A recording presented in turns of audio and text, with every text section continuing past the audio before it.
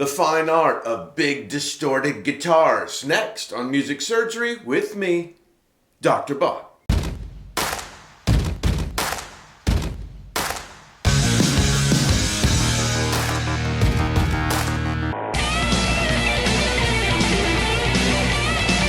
They're big, loud, mean, mid-rangey beasts and can give your track exactly the angst it needs, or be a muddy nightmare that's hard to mix, hard to distinguish the notes, and hard to edit.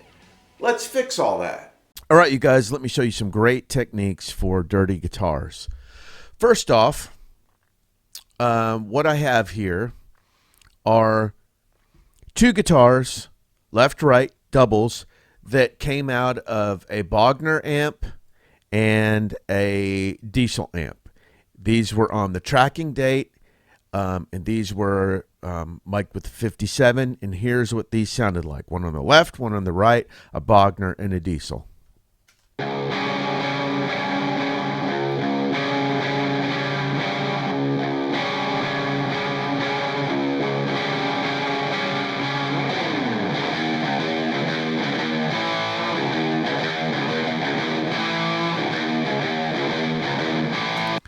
Okay, you get it. Now, also, from the tracking date, I used an amp switcher box. It's by Radial, and basically what you do is your guitar goes in, and then it gives you two outputs from your guitar signal. So guitar cable into this pedal or box, two outs. One of the outputs would go to one of these amps, and the other would go directly into Cubase. So what that gives me, this sound.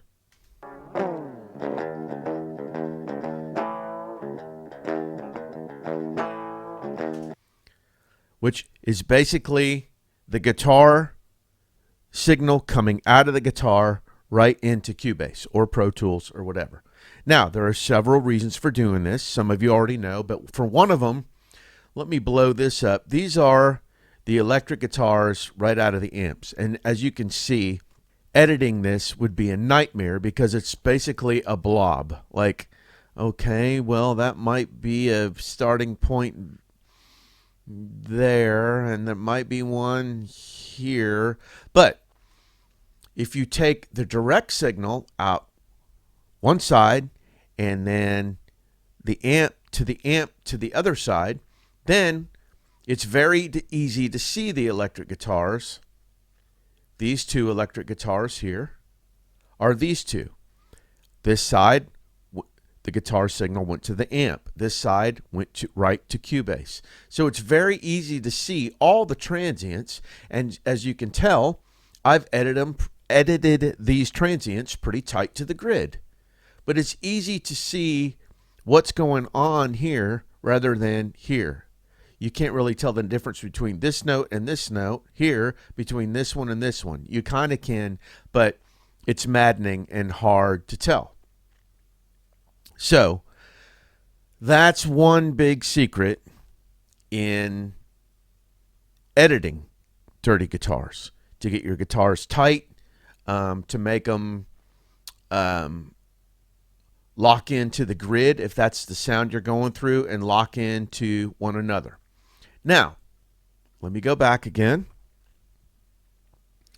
The other reason for the direct guitars is here are a rough drum mix of the tracking date and the left and right guitars that I did from the Bogner and the diesel.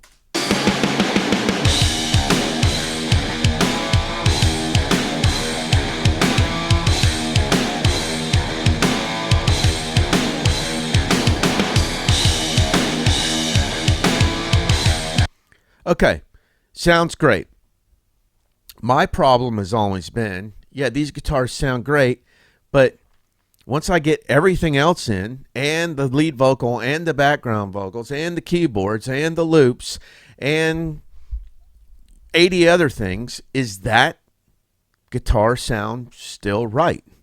I mean, yeah, I'm kind of carving everything as it goes, but I love as a mixer and a producer to have so many choices at the very end, because it's not till the very end where the picture really becomes clear. I mean, the picture starts to get a little clearer along the way, but if I'm 8 days in on this song, it's a lot clearer than day one when I'm tracking these guitars. So I like to have my options open. So besides using these right here as editing tracks, I also reamp them. So reamping these two tracks, just these sound like this.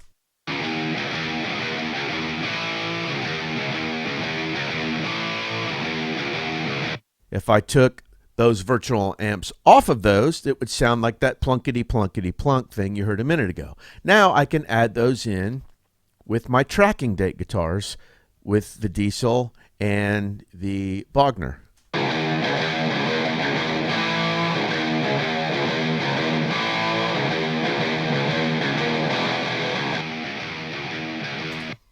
On these right now, I have the STL tonality. This is a Howard Benson. I've tweaked this a little bit. And on the other side is the same.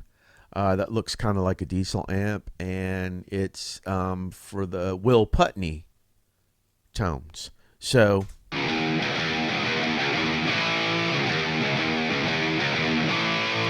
different tonality than the live guitars. I've got some EQ on. Let me take it off.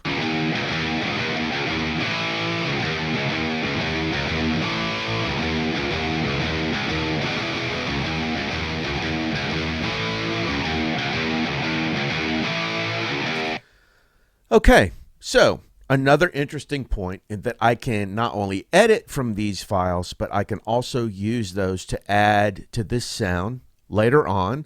If I need to use this sound more than this sound, I can do that. If I need to use these live ones more than this, I can also do that. I have more options. Now, I have another set of guitar parts that's it's a triple.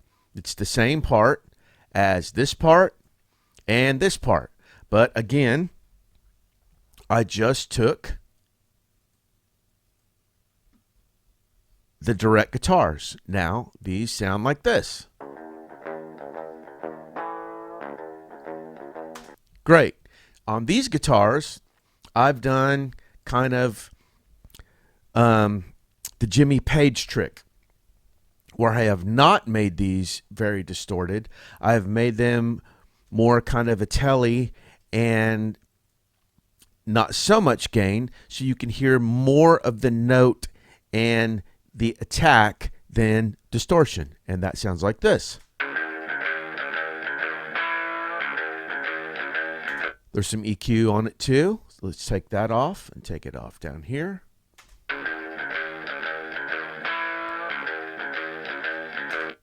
On these, I have Guitar Rig. It's not a preset. I kind of made it up. It's kind of a rectifier thing, but not much gain. And the other side, I believe, is the same. And I also have some SSL EQ. Let me take that off.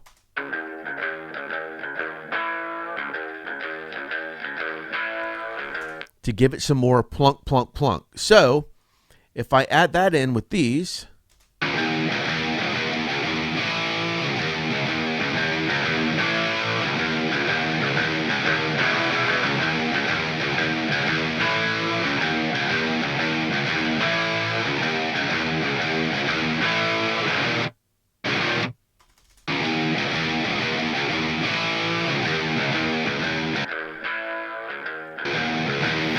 a lot more definition of the notes and the attack. Now, in the end, I'll subgroup all three of those guitar situations down here to my live guitars, which are the Bogner and the Diesel, and the direct guitars, which were the STL tones, VST amps, and then the direct clean, which was the guitar rig with the EQ. So now I can play with all three. Let me start out with the direct.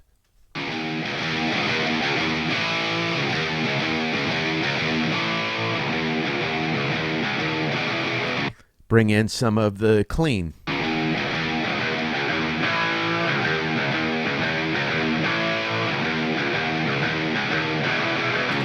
Now some of the actual amps.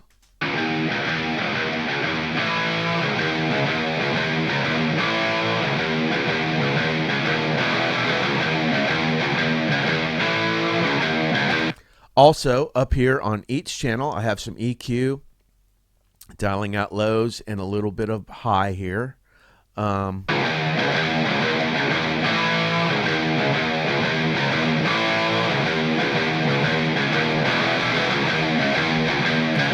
And on each one, I have the BX shed spread. This basically spreads it out wider, and this gives it a little bit of extra something in the mid and lower mids right here. And I have that on all three channels.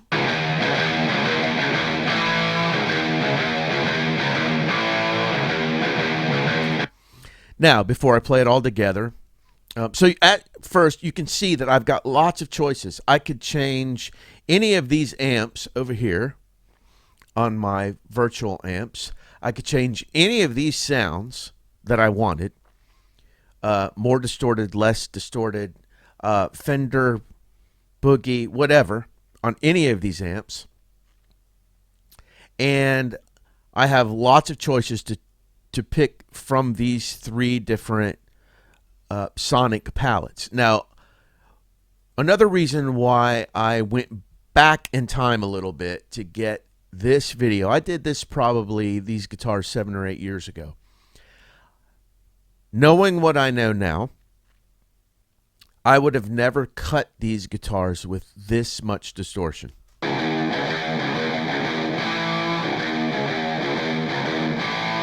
Oh, let me show you. I also have Dan Corneff's Ape, his amplified guitar or input processor, whatever he calls it. So without that,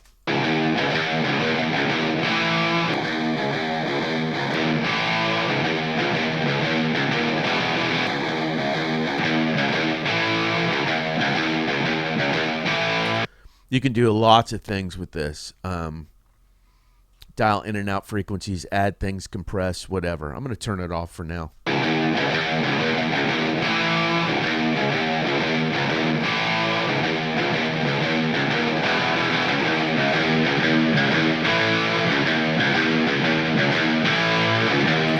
Anyway, back to what I was saying. I would have never cut these guitars now with this much distortion.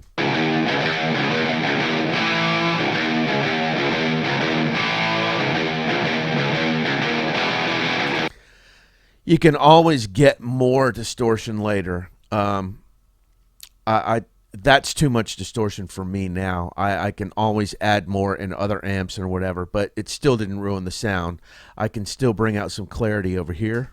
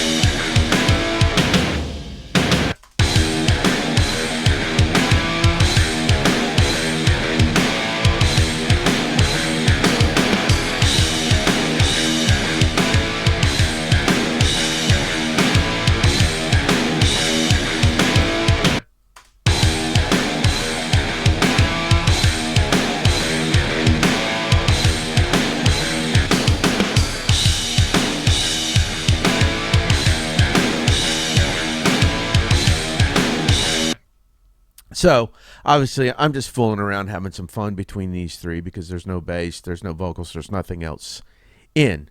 But do this with your heavy guitars.